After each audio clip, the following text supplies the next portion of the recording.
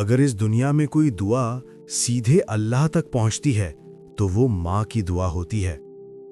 लोग कहते हैं किस्मत लिखी होती है, लेकिन ये नहीं बताते कि उस किस्मत को माँ की दुआ लिखती है। सोचो जरा, अगर आज रात तुम्हारी माँ रो रो कर तुम्हारे लिए दुआ करे, क्या अल्लाह उसे ठुकराएगा? रात का आखिरी पहर था।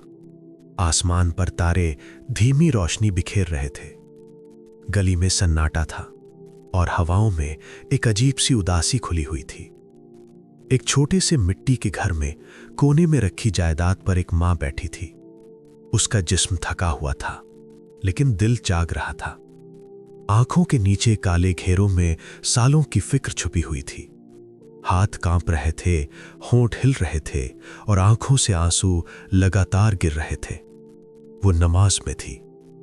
न कोई बड़ी ख्वाहिश, न कोई दुनियावी मांग, बस एक ही दुआ, या अल्लाह मेरे बेटे को सही रास्ता दिखा दे।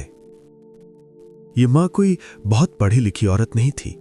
उसने जिंदगी में बहुत कुछ देखा था। गरीबी, तंगी, ताने और अकेलापन।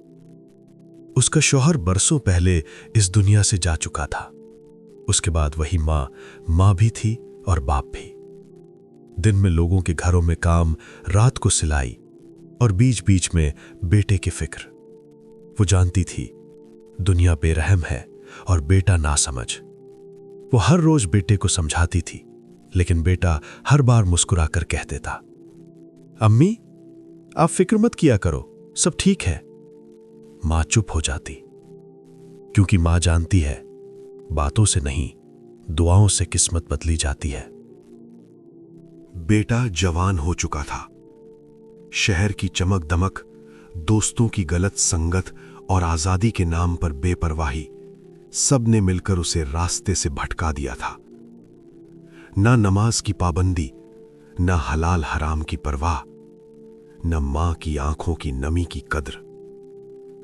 वो सोचता था जिंदगी तो अभी शुरू हुई है, अभी बहुत वक्त है सुधरने का। उसे क्या पता था कि मां की हर रात उसके लिए अल्लाह से जंग लड़ रही है।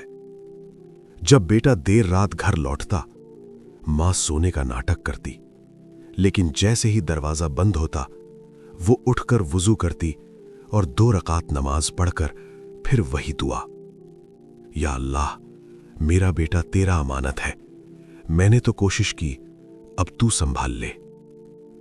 कभी कभी वो कुरान को सीने से लगाकर रोती, कभी बेटे की बचपन की तस्वीरें देखती, वही मासूम चेहरा, वही मासूम हंसी। और आज मां का दिल हर रात टूटता, लेकिन उसके लबों पर कभी बद्दुआ नहीं आई। साल गुजरते गए। मां की कमर झुकने लगी, हाथों में कपकपी आ गई, आवाज में वो दम नहीं रहा, लेकिन दुआ में कोई कमी नहीं आई। उधर बेटा दुनिया की दौड़ में आगे बढ़ता गया, लेकिन दिल से खाली होता गया। एक दिन ऐसा आया जब सारे दोस्त छोड़ गए, पैसा खत्म हो गया और जिंदगी सवाल बनकर सामने खड़ी हो गई। उस रात वो अकेला था। कमरे में सन्नाटा था, मोबाइल बंद पड़ा था, दिल में अजीब सी बेचैनी थी। अचानक उसे मां का चेहरा याद आया, वही झुर्रियों भरा चेहरा, वही सुकून भरी आवाज, बेटा नमाज पढ़ लिया कर। उसकी आंखों से आंसू निकल आए। बरसों बाद उसके होंठ हिले, अस्तगफिरुल्लाह। वो सजदे में गिर पड़ा और फूट फूट कर रोने लगा। उस पल उसे एहसास हुआ वो अकेला नहीं है, कोई है जो बरसों से उसके लिए दुआ कर रहा है। मां की दुआ उस तक पहुंच चुकी थी।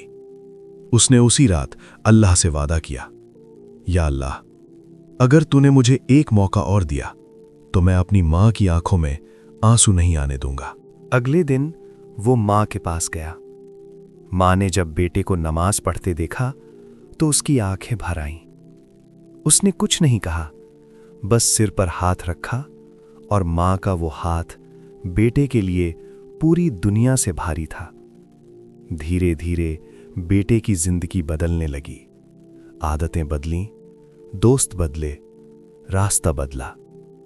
एक दिन बेटे ने मां से पूछा, अम्मी आपने मेरे लिए क्या मांगा था? मां मुस्कुराई और बोली, बेटा, मैंने अल्लाह से कुछ नहीं मांगा, मैंने बस तुझे उसके हवाले कर दिया था।